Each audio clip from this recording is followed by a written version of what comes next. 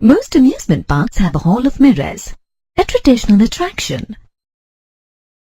Mirrors in these halls are often distorted into different curved, convex or concave shapes to give the participants unusual and confusing reflections of themselves.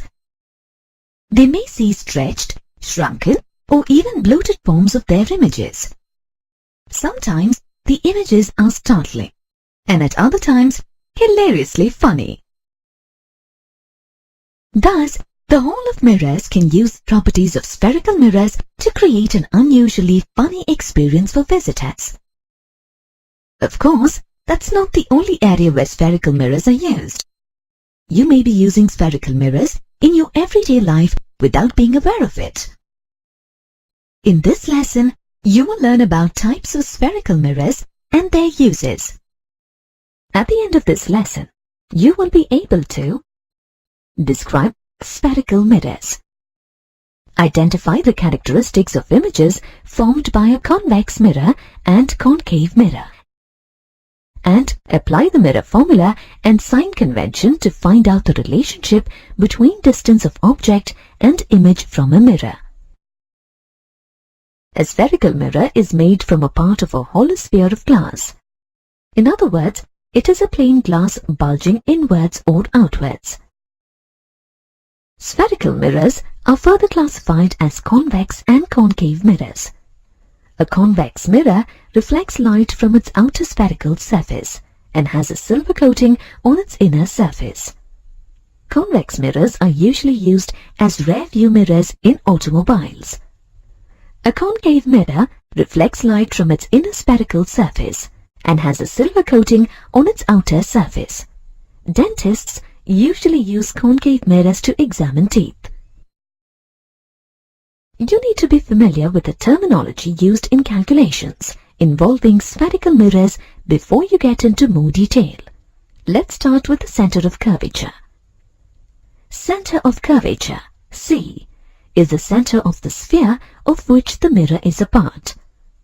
Radius of curvature, R, is the radius of the sphere of which the mirror is a part.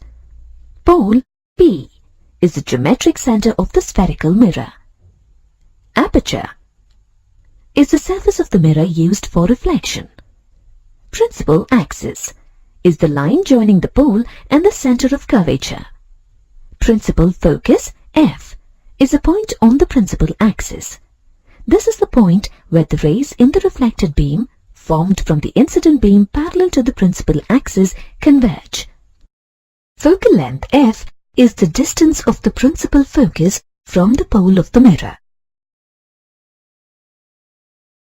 Objects seen in the mirror are closer than they appear. You may have seen this warning sticker on the rear-view mirrors in your cars and bikes. These rear-view mirrors are actually convex mirrors. Rear-view mirrors help the driver to keep an eye on a large area behind the vehicle by providing a wide field of view. The behavior of the light rays reflected from a convex mirror varies based on the angle of incidence on the mirror. Let's take a look at a few cases of reflection of a light ray from a convex mirror, taking the example of a rear-view mirror.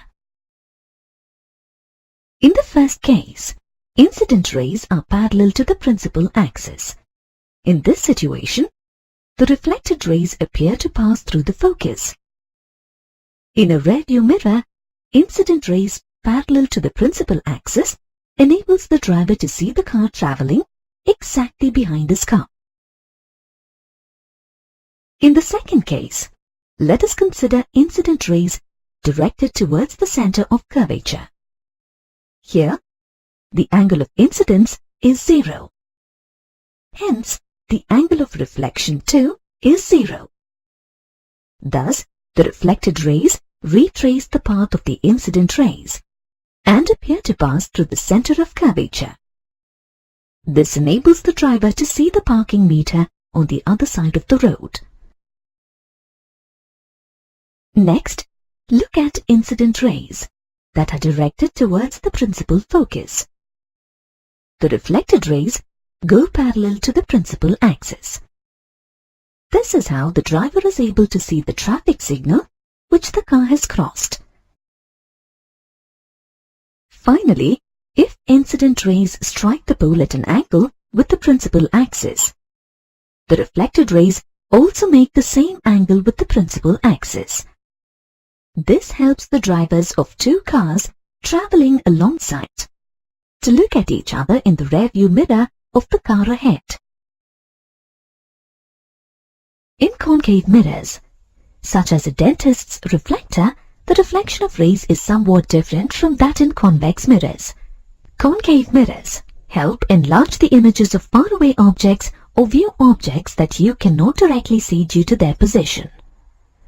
As in convex mirrors, reflection of rays in concave mirrors also follows certain rules. If the incident ray is parallel to the principal axis, the reflected ray passes through the focus. If the incident ray passes through the center of curvature, the reflected ray retraces the path of the incident ray. If the incident ray passes through the principal focus, the reflected ray goes parallel to the principal axis. If the incident ray strikes the pole at an angle with the principal axis, the reflected ray also makes the same angle. The focal length of a spherical mirror depends on its radius of curvature. Consider a ray Q parallel to the principal axis incident at point M on the mirror. This incident ray is reflected in accordance with the laws of reflection. When the reflected ray is extended beyond the mirror, it meets the principal axis at point F, which is the principal focus of the mirror.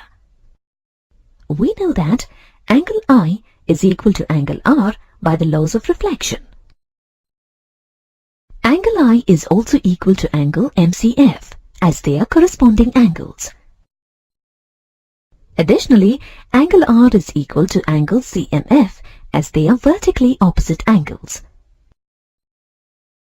Therefore, angle MCF is equal to angle CMF. Therefore, CF is equal to MF. If point M is very close to point P, that is, the linear aperture of the mirrors is very small, then MF is equal to PF. Therefore, CF is equal to PF. Also, PC is equal to PF plus CF, or PC is equal to 2PF, since CF is equal to PF.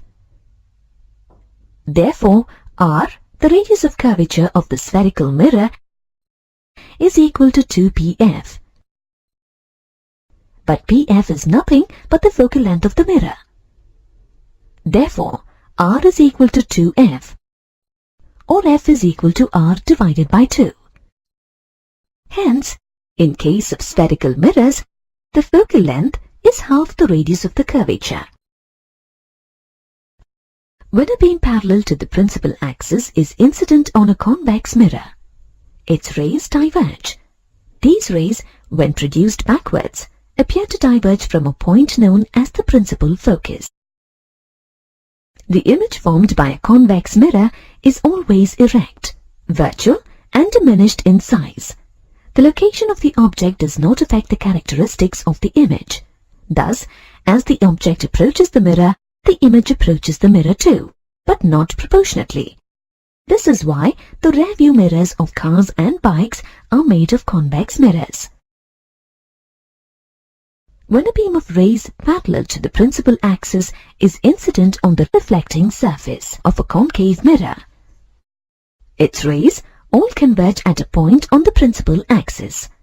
This point is known as the principal focus of concave mirror. Unlike a convex mirror, the nature and size of the image in a concave mirror depends on the relative position of the object from the mirror. Let us examine the characteristics of the image of an object at different points in front of the mirror.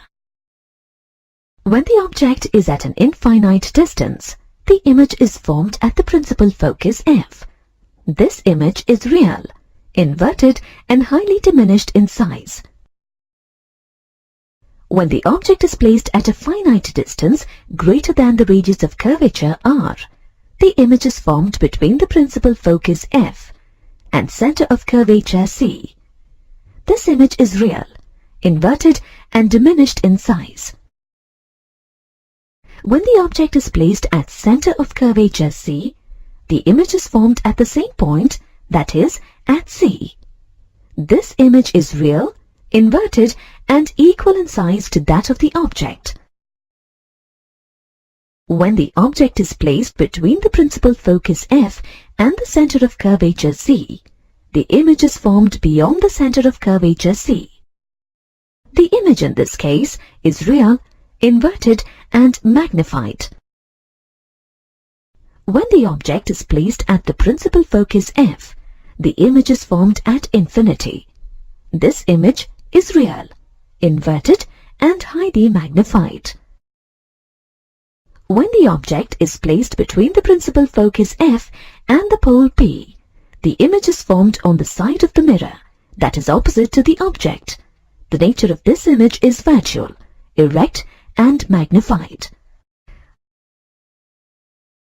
Now, based on your knowledge of spherical mirrors, let's examine how these mirrors are used in amusement parks. The hall of mirrors that you saw earlier uses combinations of concave and convex mirrors to show funny, distorted images to the viewer. Concave mirrors are converging mirrors. They help us view enlarged images. Therefore, if you stand close to such a mirror, you will see a wider, fatter image of yourself. On the other hand, standing close to a convex mirror will make you appear thinner. With the set of such mirrors around you, you can see a variety of images of yourself, an undoubtedly interesting experience.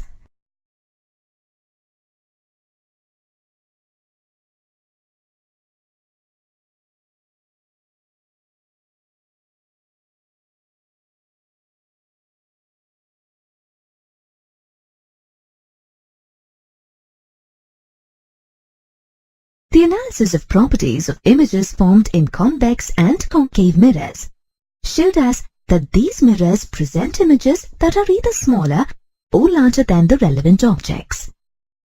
The ratio of the height of the image in a spherical mirror to the height of the object is called linear magnification. Linear magnification is denoted by small letter m. You can determine the size of the image reflected in a spherical mirror by using linear magnification. You can also compute magnification as the ratio of image distance to object distance. Thus, the ratio of the height of the image to the height of the object is equal to the ratio of image distance to object distance. Magnification can be unity, greater than 1, or lesser than 1. Magnification is unity when the size of the image is equal to the size of the object. When you look at your image in a plane mirror, it is of the same size as yours. Therefore, the magnification of plane mirror is unity. In other words, there is no magnification. Magnification is greater than 1 when the size of the image is greater than the size of the object. When the object lies between C and F of a concave mirror, the image formed is inverted, real, and bigger in size compared to that of the object. In this case, the image is said to be magnified. Thus, magnification is greater than 1.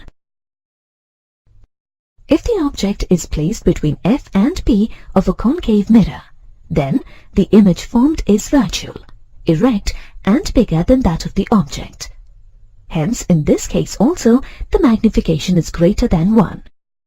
Dentists use this situation to view the inner parts of a mouth with more clarity. Magnification is lesser than 1 when the size of the image is lesser than the size of the object. When an object is placed beyond C of a concave mirror, The image formed lies between C and F of the mirror. It is inverted, real, and the size of the image is lesser than that of the object. Thus we say that the image is diminished and its magnification is lesser than 1. In the case of convex mirror, irrespective of the position of the object, the image formed is virtual, erect, and its size is smaller than that of the object. Hence, in a convex mirror, the image formed is always diminished and its magnification is lesser than 1. Suppose an object is placed in front of a concave mirror. The distance between the object and the mirror is 30 centimeters. The focal length of the mirror is 10 centimeters. How will you find the position of the image?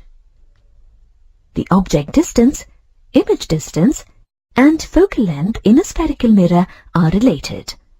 The mirror formula defines the relationship between these aspects. 1 divided by f is equal to 1 divided by u plus 1 divided by v, where focal length f is the distance between the pole P and the principal focus f. Object distance u is the distance of the object from the pole P of the mirror. Image distance v is the distance of the image from the pole P of the mirror. All distances are measured from the pole. The distances measured in the direction of the incident light are taken as positive. The distances measured in the direction opposite to that of the incident light are taken as negative. Try to apply the mirror formula in this problem. According to the problem, u is equal to 30, f is equal to 10. According to the mirror formula, 1 divided by f is equal to 1 divided by u plus 1 divided by v. Substituting the values for f and u in the formula, you get v is equal to minus 15.